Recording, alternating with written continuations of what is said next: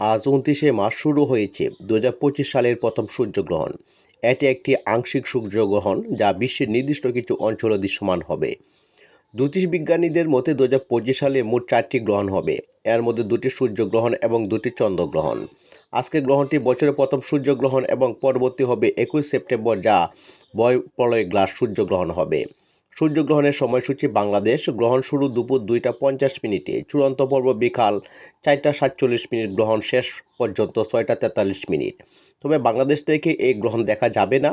এটি প্রধানত Africa, Europe, উত্তর দক্ষিণ আমেরিকা, আটলান্টিক মহাসাগর ও উত্তর মহাসাগর থেকে দেখা যাবে।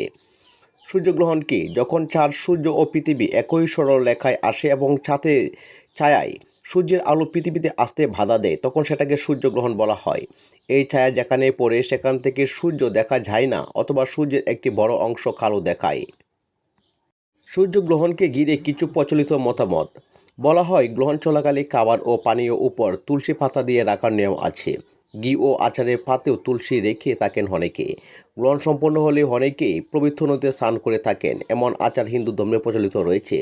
গ্রহণের পর অনেকে নিচের ঘর, বিশেষত ঠাকুর ঘর পরিষ্কার করে থাকেন। সূর্যগ্রহণের সময় গর্ভবতী নারীদের ইসলাম কি বলেছে? সূর্য ও চন্দ্রগ্রহণের সময় গর্ভবতী মহিলাদের সহ সকলে যেসব জিনিস পালন করা উচিত তা হলো বেশি বেশি আল্লাহর জিকির করা, দোয়া করা, তাকবীর পাঠ করা, ইস্তেগফার পড়া, সাদকা করা, দাসমুক্ত করা, সালাত আদায় করা।